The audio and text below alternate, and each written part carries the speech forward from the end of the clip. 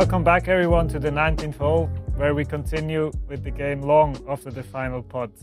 Today we're joined by someone who's seen the game from every aspect. He's played on every level on the Pro Golf Tour from the NCAA to the Pro Golf Tour to the Challenge Tour and all the way up to the DP World Tour. He started a new chapter this year by becoming a teaching professional, but still playing some mean golf on the Hotel Planet Tour. Please welcome Benjamin Rusch. Thank you. Just a quick thank you to Brian behind the bar and Pegge. He's here too. Yannick for the camera, Video Chops for the editing, to Andy for the sound, and of course to you, the audience. Thanks for being here. Just so you know, you can interfere us whenever you like. Just hold up your hand and then you can ask your questions. So we're going to do it like this because otherwise sometimes you forget it at the end of the show what you wanted to ask. And enjoy the show. So Benny, when did the sport spark with you? Like when was it more than a game for you? Well, it's still a game, hopefully. Yeah. But I started when I was 12 years old. Okay. My dad worked right next to the course in Lipperswil when it was built. So he started and he brought me with him for a few demo days. Didn't really like it in the beginning, to be honest. Still played football, played a lot of different other sports on the side. But once I got the Platzreife, I was hooked and never looked back so far. Okay, that's cool. So who was the main reason for your development in the early days of your career? There's many people. I just love the game. I played every day. My parents dropped me off during school holidays in the morning, and they were sure, they made sure they picked me back up late at night. So I spent my summers in Lipperswil. We had a pretty good junior program, I have to say. Yeah. When I was there, I think we had around 60 juniors in Lipperswil. Okay, cool, yeah. So quite a lot, and that just created a dynamic. A few friends of mine who grew up in the same village, we trained together. So one Wednesday was his parents, one Wednesday was my parents who drove me. So that made it a bit easier for them, for the parents. So that was just a nice junior program. Enjoyed it. We had summer camps, spring camps, tournaments, a lot to offer. And in the end, it's just loved the game. That's cool. So was Joel parents part of that community too? Absolutely, yeah. Gary, he actually became then the junior captain a bit later. Right. Yeah, cool. So I had two different junior captains when I started, but Gary took over and continued the good work. Okay. So you pretty much then, like you said, you were hooked. So you stopped playing football and just pretty much, from that on? All right. I only played football for a year or one or two seasons in a club. After that, it was golf. Yeah, nice. So and then the journey brought you over to America, to University of Virginia, if I'm correct. Exactly. Yeah. What was the decision to choose Virginia? It was pure accident. Looking back, it was by chance. I was already signed up for the HSG in St. Gallen. Okay. But then Stephen Rojas, a few guys might remember his name. He was over at UVA. Okay. And he helped me get the spot on the team. I wrote to several teams, several coaches. I think in winter 2009 to start in 2010. Yep. I was quite late. Usually people sign up or commit to a school 1, 2, 3 years in advance. So I was really last minute, and I was lucky to get the spot at UVA. So I went over there in 2010. Okay, cool. I think you told the story once when you were flying with the private jet from the football team to a golf tournament, if I'm not mistaken. It wasn't the football team. It was one of my teammates' dad. Oh, okay. He was quite successful, still is in business, so he could take a private jet. And it was actually this time of the year, Thanksgiving. Okay. No tournaments, so I got invited to fly down to Florida. Spent the weekend down there. Played some really nice courses. Seminole, for example, one of the most private courses in the States that I wouldn't have had the chance to play. Okay, so, nice. That's cool. Pretty nice. Yeah. It's the only time I've gotten to fly private. So now I'm in the back side of the plane again. I see. So, and what was kind of like the cultural shock for you coming over? Was it the first time for you going to America, or? It was, yeah. The first week, I actually had my brother Lucas. He came with me. Okay. So at least I had a person with me for the first 2 weeks. Yeah. Get me used to everything. He had a car. I couldn't rent a car yet. I was too young. So yeah, he just helped me to settle in. The culture shock wasn't as big as I thought it would be.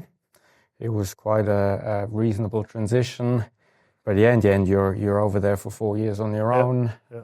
But you learn to deal with it quite quickly. Yeah. I mean, you got also a couple of teammates. Yeah, exactly. And, so we were about 10 or 12 people on the team who all had the same hobby, the same passion. So very easy to bond with a lot of people. Then we also I got to know a few other Swiss people through athletics as well. So there was a bit of a connection. Like from other sports? Yeah, so we had 2 swimmers. Okay. Who, I just got to know throughout my time over there. So got to speak a bit of Swiss German. That's good. So you don't unlearn it.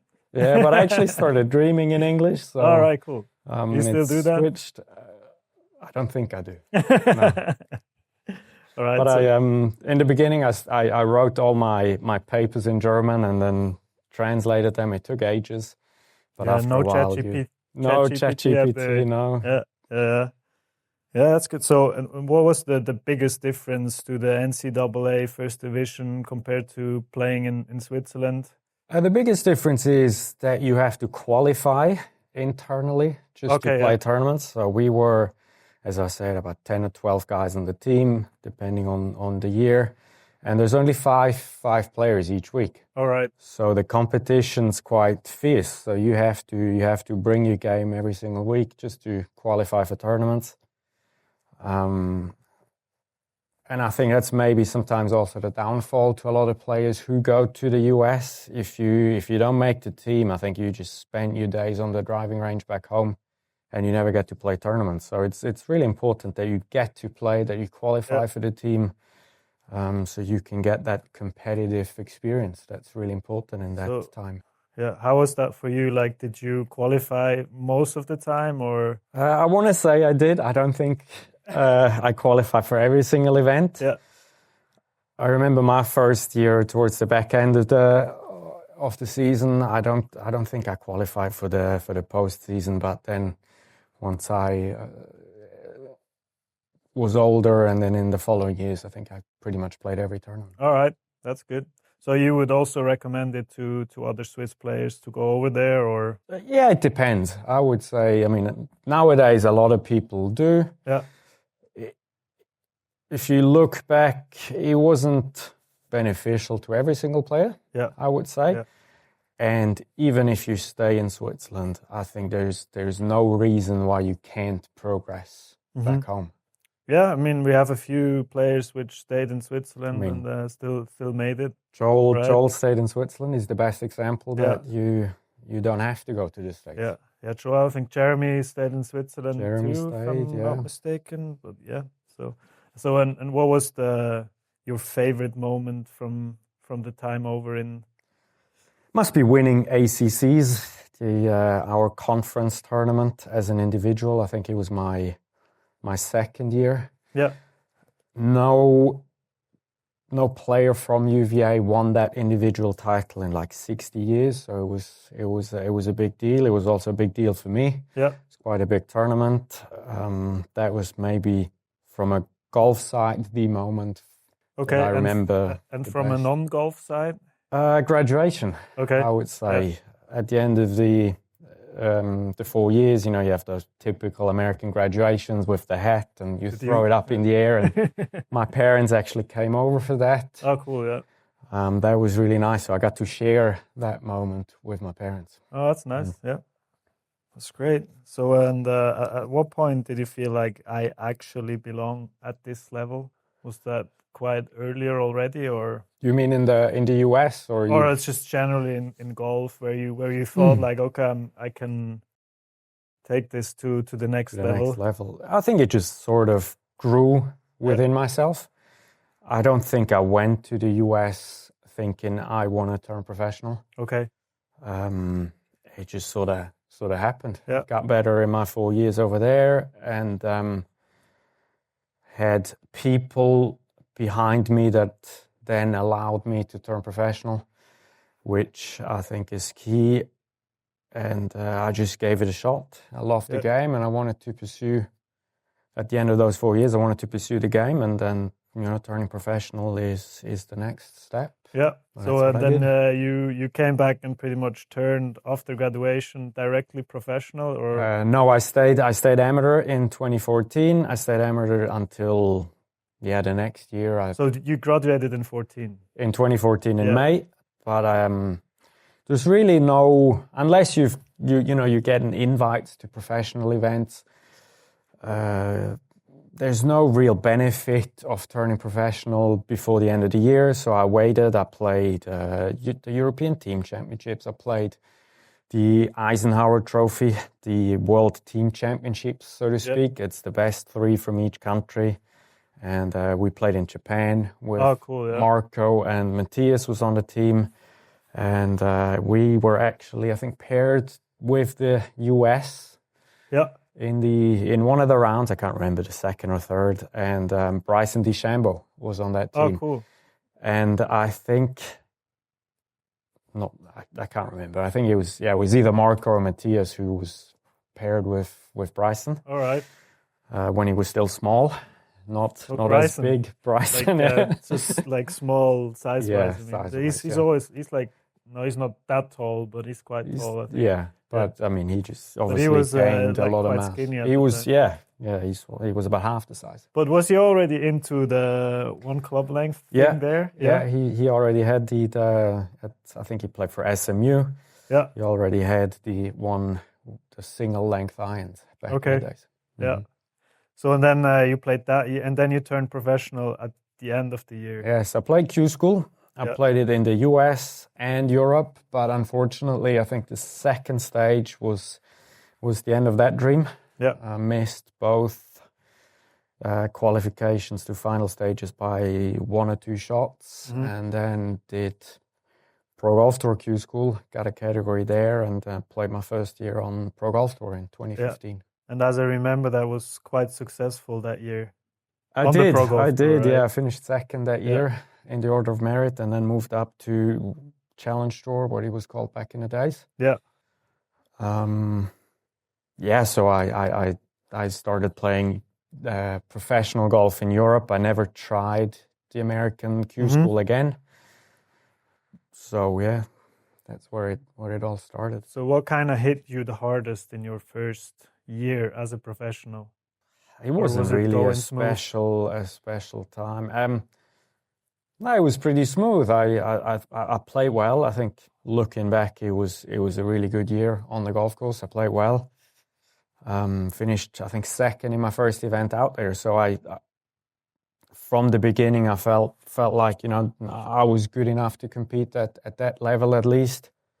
So at least for the first year, it felt like it was smooth sailing. I mean, after that, not so much. But So then you graduated to Challenge Tour, and then I think the next year was a a bit more difficult. So Bit of a struggle, yeah. what do you say was the biggest difference between Pro Golf Tour and Challenge Tour?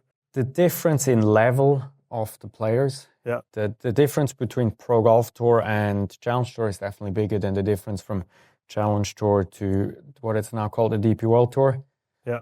It's just the depth of the field was a lot better. The courses were a bit more difficult. The courses maybe didn't suit my style of play. I'm not the longest. I usually pretty good with my irons, with my wedges. Yeah. So the Pro Golf Tour courses, I created a lot of chances with wedges, and if you putt half decent, you're going to do well out there. And on the Challenge Tour, longer golf courses, tougher fields, harder to make the cuts. So yeah. So then, did you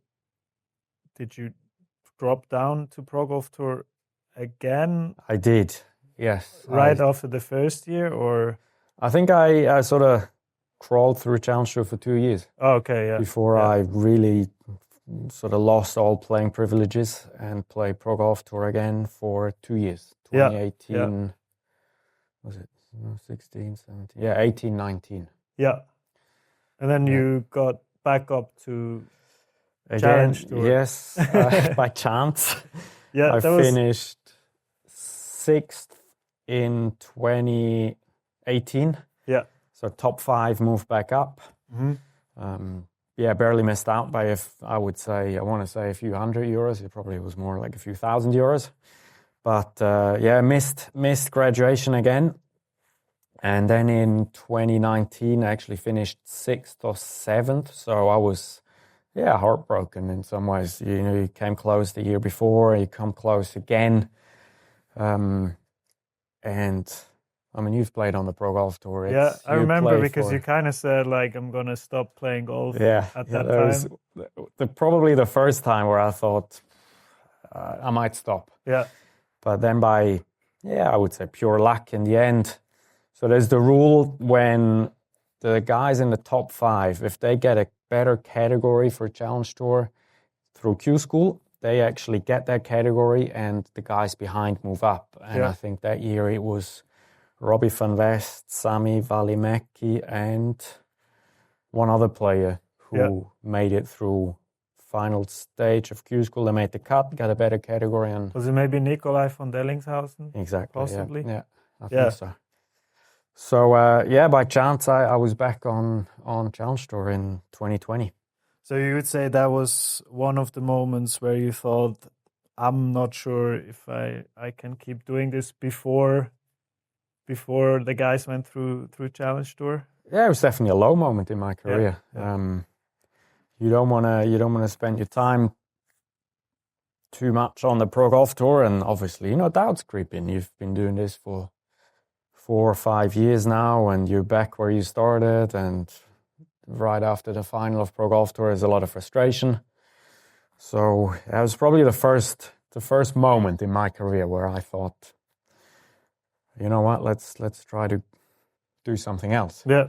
But as luck or destiny wanted it, I was back on Challenge Tour. That's great. In 2020. Yeah, and then COVID hit, of course, and then you played 3 years on Challenge Tour after. Yeah, so 2020, 21 were gap years, so to speak. You couldn't lose your category. Only, I think, a handful of guys actually moved up to DP World Tour. Yeah. So I played 2020, 21, 22, and even 23 on Challenge Tour. So it was 4 years straight. Yeah, okay. Always kept my card. I think 2022 was maybe my best year on Challenge Tour, where I finished in the top 45, came the closest to graduating. And then in 23, it was a pretty low year again. Yeah. I think I lost my card at the end of the year. Okay. So before Q School, I had nothing. But then Q School came. Q School came, and maybe from a very low point in my career again. At the end of that year, I had to go through second stage of Q School. Made it on the number. I think because we talked about this in the talk before, you played the second stage with rental clubs. No, that wasn't that year. Was but that we not can that come year? back to that later. No, in 23, I had all my clubs. Okay. But I did have to go to a playoff at second stage. So Okay. at second stage, it's a bit particular because you have to have a certain amount of players that go to final stage. This final stage is 156, so no ties. Yeah, 156, 156 156 players make it to final stage. And I was on the number at second stage, had to go into playoff. I think it was 6 for 4. So we're 6 guys playing for 4 spots. Okay. So we are in 2 groups, 2 Yeah. flights. And I was in the first group, and I think the 2 guys that played with me made birdie. I only made par on that par 5, and so I had to wait for the next group to finish. And I was obviously hoping someone's going to screw up. They didn't. So it was another guy and me going to the second hole for then first alternate spot for final stage, which fortunately I won that playoff. Okay. And then so it was a waiting game from then on. You're obviously hoping that people pull out of final stage. Yeah. And I think 2 days later I was in and Oh, cool. Yeah. had another chance at final stage. Yeah. And then the final stage went. Yeah, it was pretty Pretty good. nervy. So maybe to explain to the audience, at final stage you play for DP World Tour categories, but also for Challenge Tour. So it's going over 6 rounds, cut after 4, and you've got to be in the best, I think top 60 or top 65 make the cut, which then guarantees you at least Challenge Tour status. Yeah. And then I think it was top 20 or 20, was it 25 back then get DP World Tour status. Mm-hmm. And even after, I think the first 2 rounds weren't that great. I was about 100 and whatever.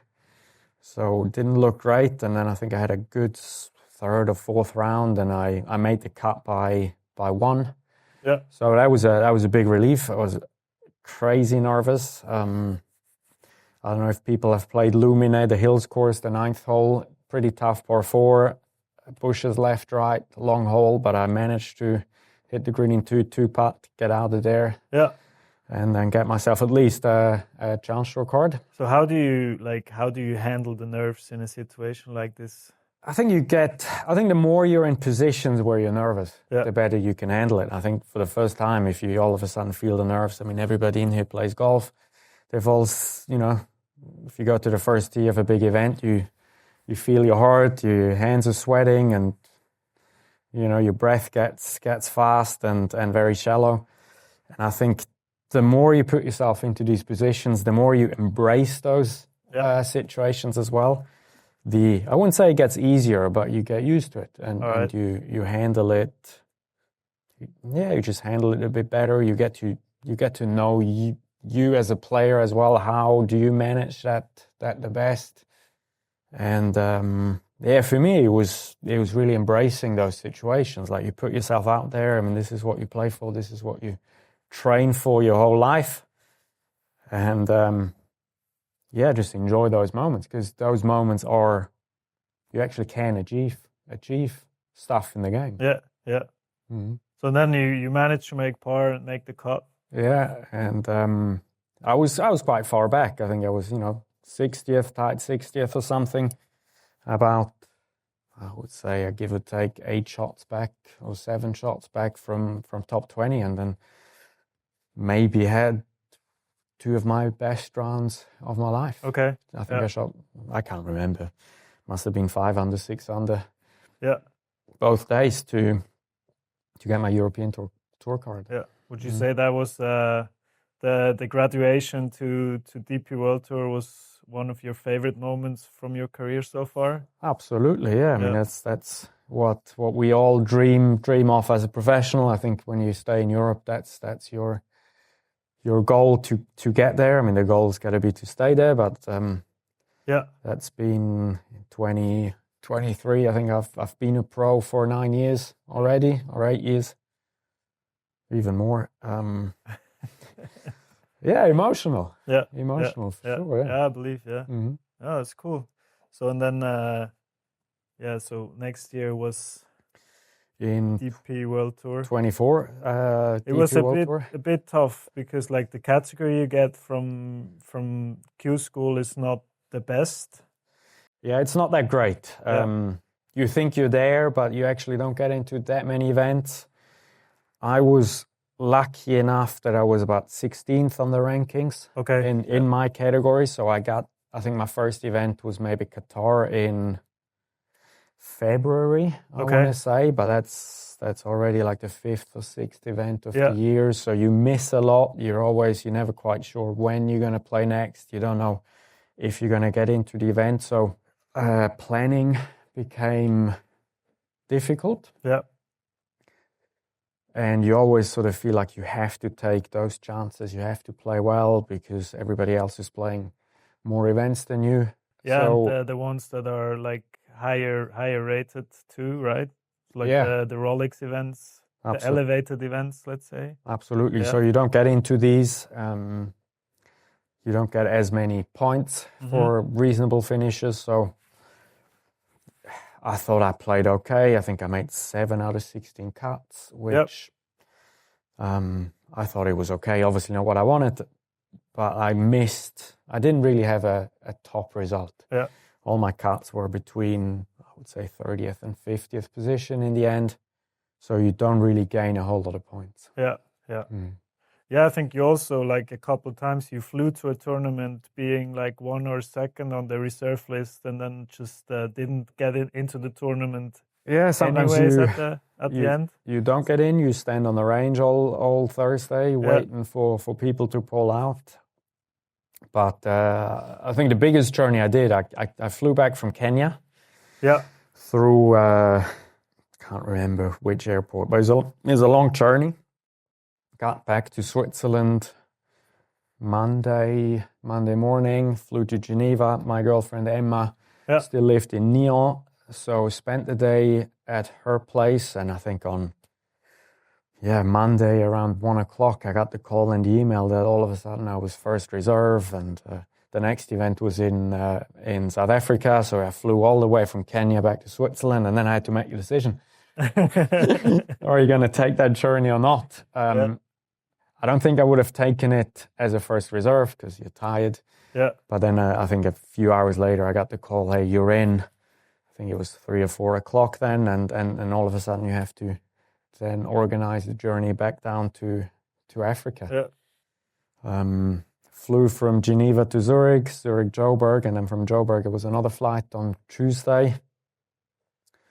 Was it Tuesday? Yeah. So I got to the event like Tuesday night, so I was knackered. Yeah. It was 48 hours of sitting in an airplane seat. Yeah. Practice round the next morning. So that was probably the longest journey I took. Yeah. To and get to an event. It's kind of like you want to play good at the events, but then the preparation is probably not what you would want to have. It's not ideal. Yeah, I mean, you compete against guys who flew straight from Kenya to South Africa and probably were there on Monday midday or Monday night, and you've had 48 hours of travel time in your bones. So obviously, not obviously, but I missed the cut there. So I only missed it by 1 or 2. Okay, so it wasn't like I was shooting millions, but it was definitely worth going down there because you never know if you get in or not. Like this year, for the second Spanish event we had in May, I think I only flew Wednesday morning and I finished 15th. So sometimes you got to take your chances. So what do you think was the difference between you and like the top players on the tour? Like, where did you see some in the game? They just do everything maybe a little better than you. Nothing crazy. Like they all cook with water, as we say in German. But I would say the biggest difference between Challenge Tour and European Tour is that the guys on the European Tour, that they're not really bad at anything. Yeah. And if they're, I wouldn't say bad, but if they have a weakness, they're pretty good at hiding it. Yeah. If you're not very good at short game, you probably aim away from the flags a bit more, but you two putt for birdie or you make a few long ones. Nobody's really bad off the tee. I think that's the biggest difference moving up through the levels. Yeah. Pro Golf Tour, I mean, people spray it all over the place. You don't have to have to hit driver that often anyway because of length of courses. And then Challenge Tour, you probably have to hit driver, but the courses aren't set up the way they are for a European Tour. Yeah. And on the European Tour, you gotta keep it in front of you. I think that's also what Jeremy said, that on Challenge Tour, some weeks you have the setup which is similar to European Tour, but then you have some weeks where it isn't. Yeah. And of course, on DP World Tour, it's just every week the same, and you kind of have to hit fairways to make birdies, right? Absolutely. To get it closer to the pins. Yeah. So I've one thing which interests maybe a lot of people too. Like, what do you do if you kind of lose a bit of the ball striking? Like, you better chip and putt really well. Yeah, but like kind of like not on the course, but maybe do you have like something you do on the range which helps you to get back the ball striking a little bit? I think it depends when you lose it. If you lose it on Monday or Tuesday, there's still enough time to maybe dig something out of the dirt on a Wednesday. If you have it during the event, during the tournament, I think you just got to find a way to just get it in play off the tee, whatever it is. Tee it lower. You know, if you slice it every time, just aim left. If you hook it every time, aim right. I think that's more my problem.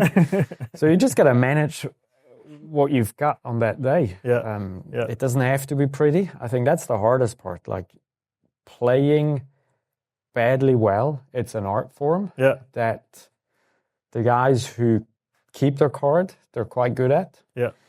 And if you panic and lose your confidence, or if you feel like you can't score on such a day, and then you rack up the 73s and 74s and even worse, I think, this is when you start missing cuts. So, just learn how to manage the game that you have and try to shoot the best possible score. So kind of get like off the tee, get a shot, which you kind of... I mean, if you get onto a tee and you feel uncomfortable, your task is to find the golf ball again. And if that means, hitting an iron off the tee or hitting a driver that isn't pretty, but you find it again, I think that's job done. And then you do the same thing with the second shot. And sometimes it doesn't take much and you find it again. Like, you just got to be patient out there. I think that's maybe a lesson I've learned. And you never know what's around the corner. You can hit it to 7-8 meters, you make a long putt, and all of a sudden momentum and the confidence sort of slowly creeps back into your game. So there's a good saying, I mean, every great round starts with a bogey. And I think it's true. Sometimes, unless the bogey-free ones. But I've shot several 5-6 unders, making bogey in the first. Why would you, or what's your explanation for this happening? I don't know. Get the bad shots out the system early. But I've also played really well, not feeling comfortable. I've had both. Like, sometimes I feel, for me, it's if you're really confident on the range on a Thursday morning and you flash everything, it's dangerous for me because you step on that tee and your expectations are through the roof. So you would say it's something with expectations? For me, for sure, I've had great rounds expecting absolutely nothing or expecting the worst, and I think it keeps me on my toes. It keeps my focus up. It keeps me engaged. It keeps me in the round. While when you're really confident and you hit one bad shot, all of a sudden you don't know where that came from. I've had my best rounds and my best tournaments sometimes when I felt like a garbage bag. I remember. I think it was one time in the Netherlands where I think you had problems with your back, you were looking for a physiotherapist. I think we shared rooms. We shared rooms. Yeah, I had to put tape on your backs the morning before the round, and then I think you shot like, I don't know, 3-4 on the par, and I was like you couldn't, like you could see you couldn't turn your walk, body, yeah. so like you barely could walk, and I was like, how did you shoot? Like, and it's just like, yeah, like you said, it's just ugly golf, but you managed to get the ball around the golf course. Yeah, for people who don't know me, I've been struggling with back pain for the better part of my professional career. I've got a herniated disc, or had to, sort of 2018. And it sort of always had 2 weeks of the year where my back just cramped up, and I couldn't. I mean, I could walk, but it was hard to turn. It was hard to just switch sides in the bed. It was hard to sleep, and that tournament in the Netherlands was one of those weeks where I was probably the closest of pulling out before the event, but I just tried. I was lucky that the ground was really firm. Yep. So you could just sort of dink it forward and the ball would run forever. And I was actually paired with Matthias Ekeberger, who has, back in the days, he had quite a spinny high ball flight. Yep. And I sometimes would hit it past him, just sort of chipping it forward because the ball would run 100 meters. So it definitely played into my cards that week, that I could just sort of hit it, find it again and hit it. And I think I shot 3 or 4 under, as you said. And I actually kept that golf ball. It's still somewhere at home. Oh, yeah? Yeah, I did keep it. I wrote the date on it. Just I should have signed it too. Yeah, you probably should have. But I kept that golf ball just as a reminder that, just keep trying. Yeah. So what helped you with the injury the most, or what do you do to work against it a little bit? The pain was always in my back. And I did treatment for my back. So I was always fighting fire with fire, so to speak, until I actually found out it was my hips that weren't very flexible. I have, in the end, I actually have 2 impinged hips, so left and right, not very mobile.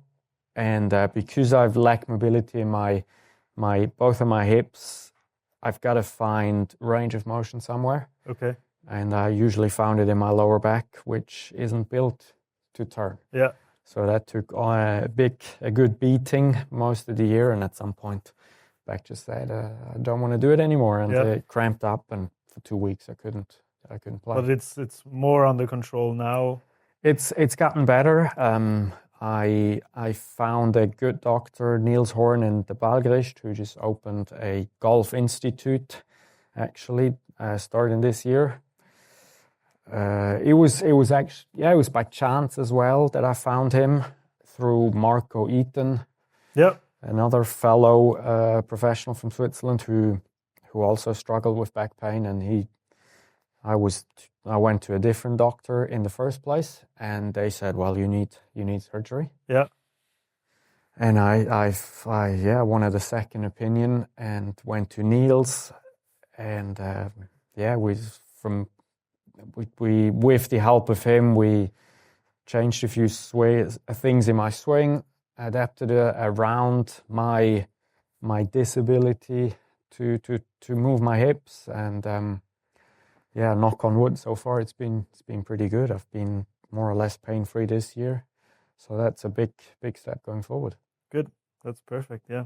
Mm-hmm. So and then you played this year on the Hotel Planet Tour, but you also started with a new chapter with teaching. But before we come to that, I have a quick question for you. Like, what is one myth about professional golf that amateurs absolutely need to stop believing?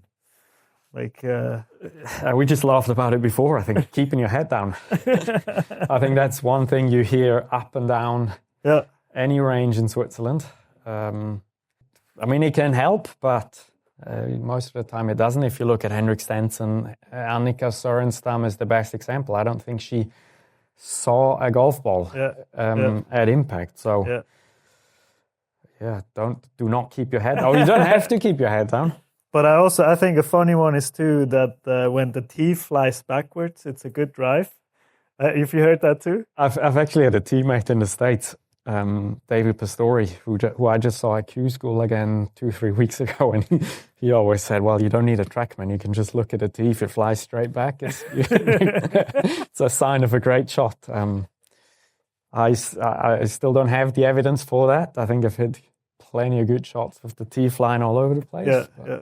It's one that's been around. Yeah. Yeah, I've tested that myth in the indoor, and my tee literally went all over the place, even though the ball went pretty straight. So I think we can check this off the box. Also, like those brush tees that were, I don't know if you've ever seen these, like those brush tees, little brushes that were popular about 10 years ago. Yeah. And they advertised it as less, because a wooden tee would make the ball go slower. So less, whatever. Widerstand. Widerstand, yeah, exactly. But yeah, you actually hit the ball first, not the tee. So yeah. Another one that. Yeah.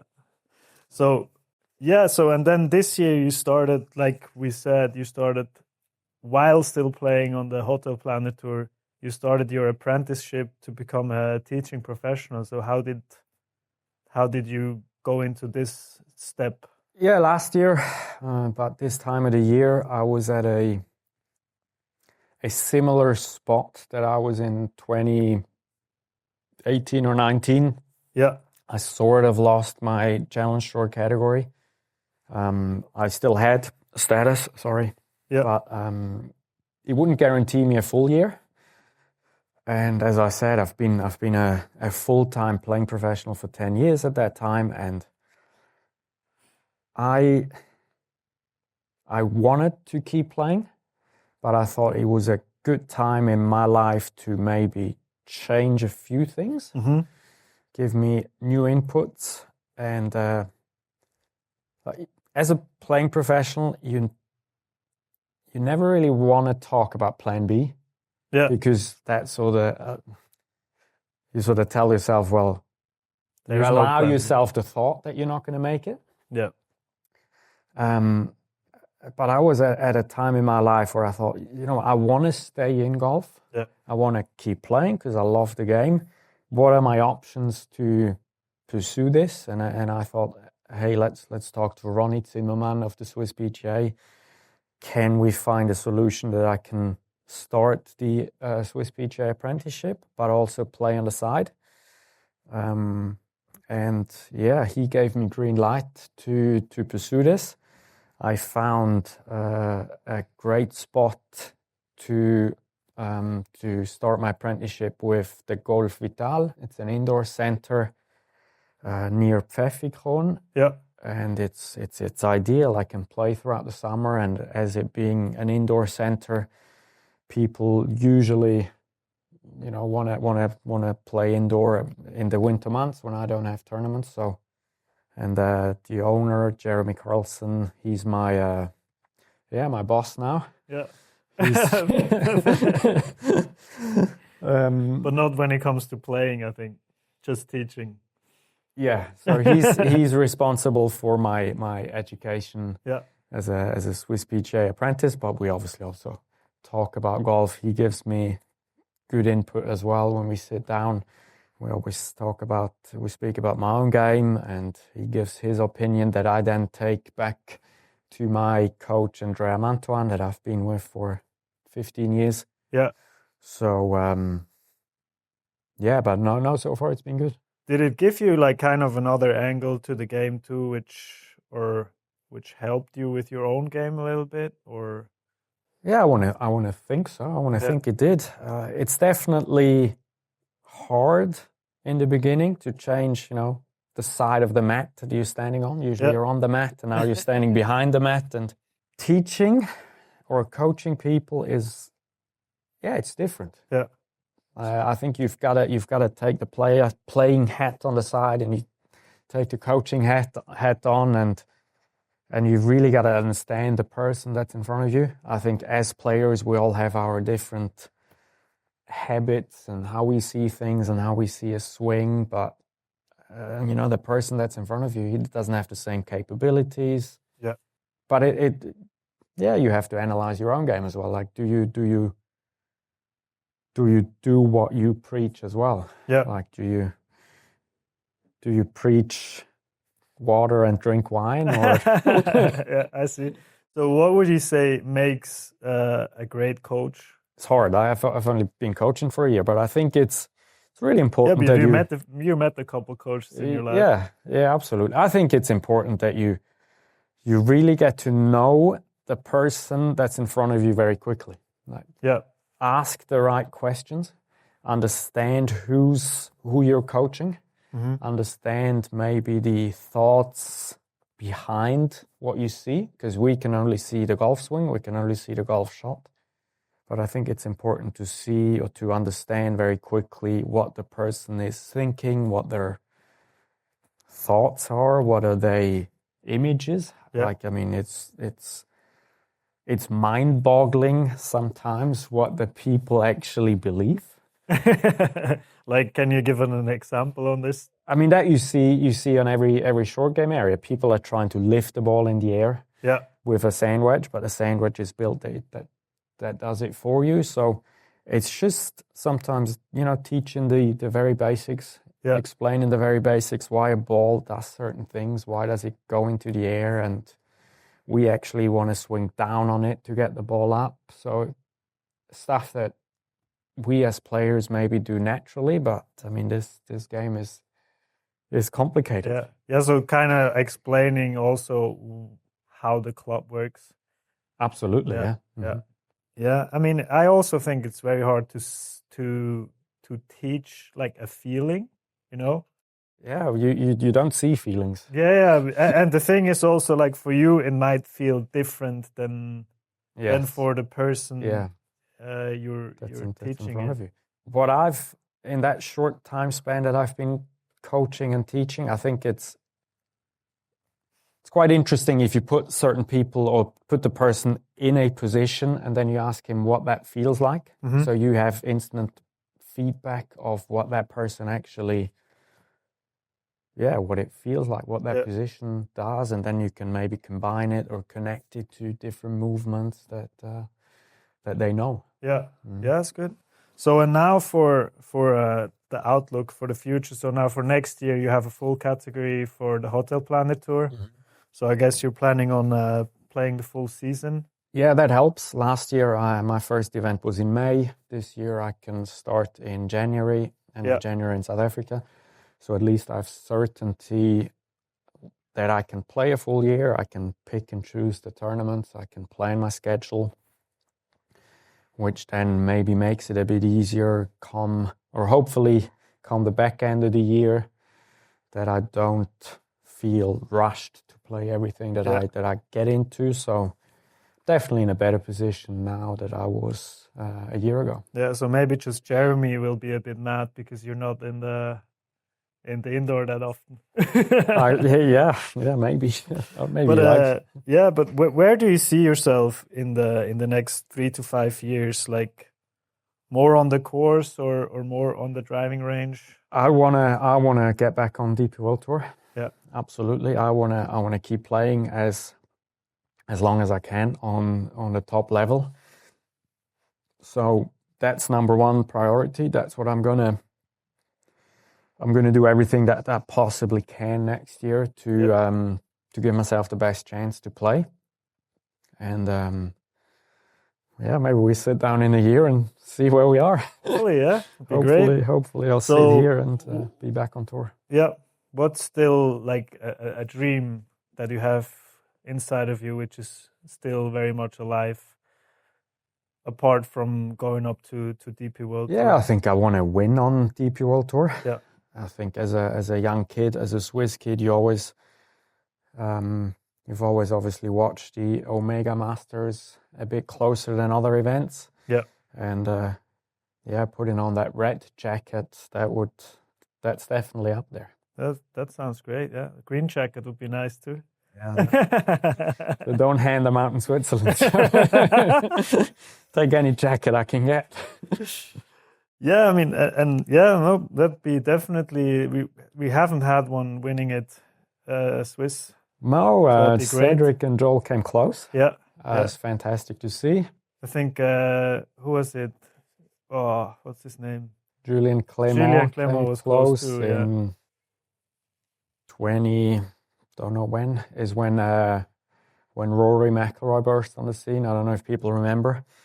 I think Julian finished third, one shot behind the playoff. It was a playoff between a French player and McIlroy missed like a putt like this to extend the playoff. And can't remember. You can't remember? No. Yeah. I do. That's good.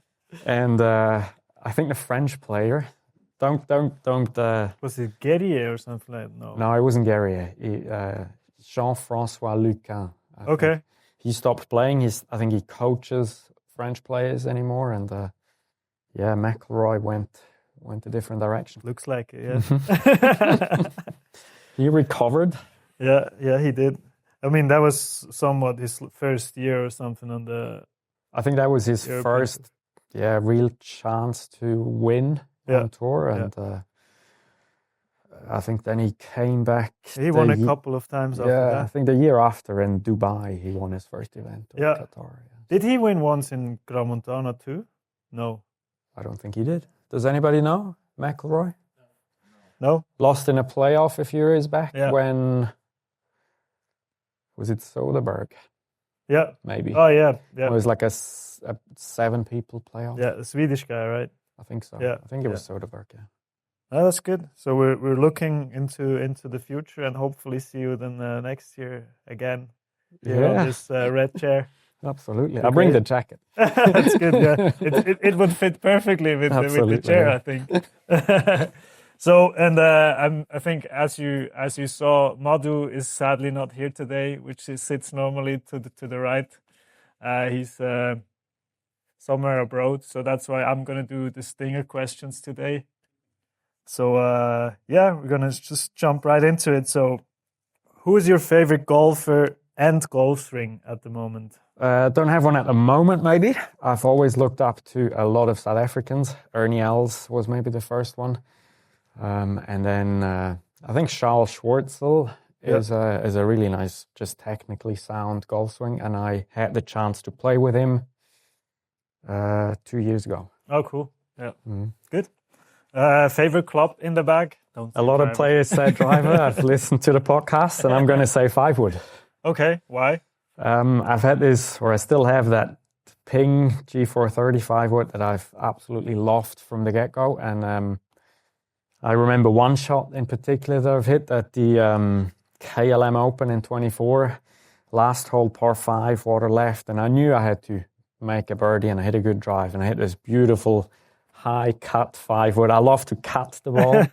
It doesn't always happen, but I've probably hit the shot that I've pictured in my head. And made the putt. I did not, no. Not 2-putted for birdie. Made the cut on the number. So perfect. That was good. That's good too. Worst golf advice you've ever received? I think a question I always laugh about is, do you breathe in or breathe out in your backswing? I think that's going to throw people off. Try it next time. That's a good one, yeah. So, most clutch shot you've ever hit, was it probably the one you just told us before, or? Yeah, there's maybe a few. Let's pick one. If I have to, I would say that the absolute best shot I've ever hit in my life led to disaster. Okay. In 2022, I've led before on Challenge Tour, but I came to the 18th hole with a 1-shot lead. Mm-hmm. Beautiful drive down the middle in Italy, and it's this very narrow green, 2-tier green, and I knew I had, a par to win, and I just misjudged the wind horribly. I had the best swing of my life, the best compression, beautiful golf shot, and I just ended up in a horrible spot. Yeah. Made double bogey, lost the tournament. But that was probably at that moment when the ball was in the air. When you hit it, you thought it was beautiful. It's perfect. It was like, yeah. It was like, it's got to be. Yeah. Yeah. Yeah, I remember. Yeah, and it was not the number. I wasn't there, but I remember because we have a chat together with Benny and Marco, and we were like, "What? Why is it taking so long? What the fuck?" What? We were all in front of the just like reloading the page and like, what's happening? Yeah, it took me a long time to finish the hole. That's why. Yeah. Yeah, it's sad, but still, like, you didn't actually do anything wrong then, just by I don't think I did. Yeah, No, yeah. misjudged the wind. Yeah. And yeah, what's your dream foursome, dead or alive? Oh, With yourself, of course. with myself.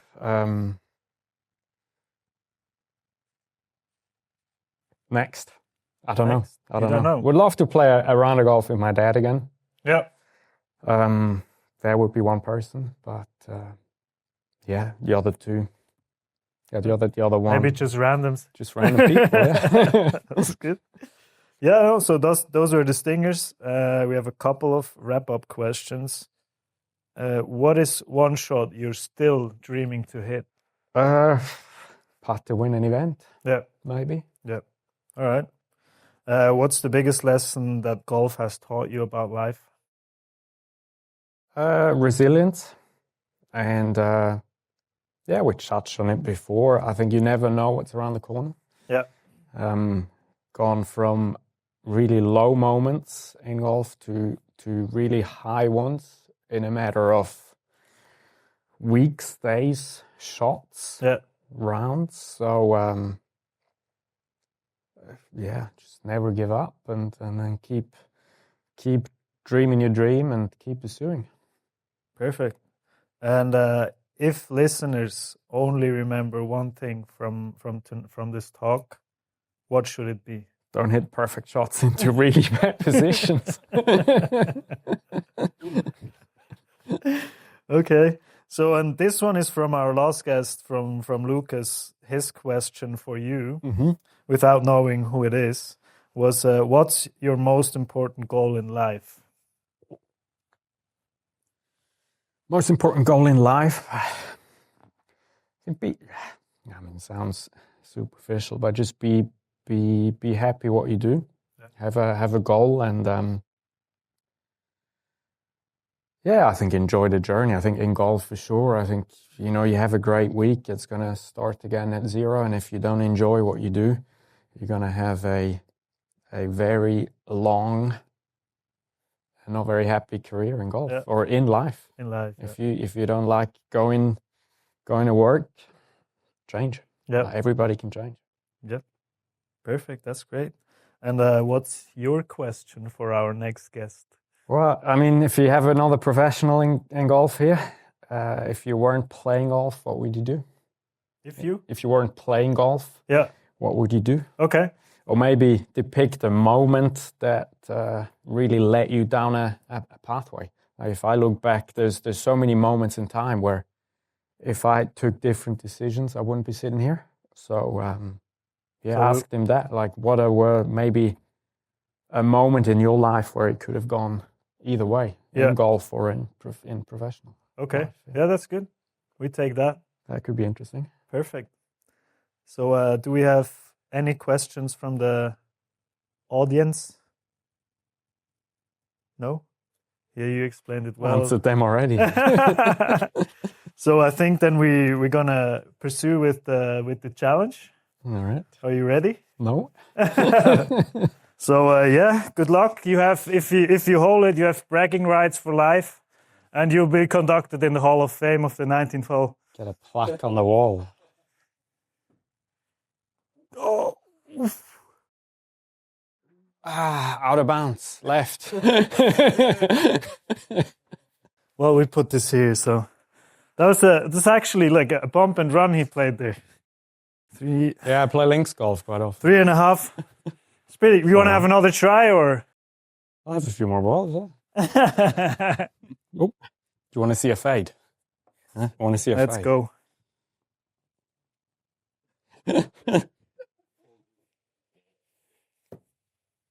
It faded. It did fade. Yeah. Do you want to see a draw? The other one. Oh, now he's showing off. I'm showing off. I do give lessons, so if you want to. You see, I like to hit the fade. I'm not very good at Yeah, the draw was the not that good. So Benjamin, thank you very much for all your insights. Yeah, thanks for today. having me. It was an absolute pleasure. Would also huge thanks to Brian and Peggy behind the bar, Yannick on the camera, thank you very much, Andy for the sound, Video Chops for editing, and of course, as always, you the audience, thank you very much. I'm Zeno Felder, this is the 19th hole, take your swing, believe in your next shot, and see you next time here on the show. Thank you very much. Thank you. Zeno, nice.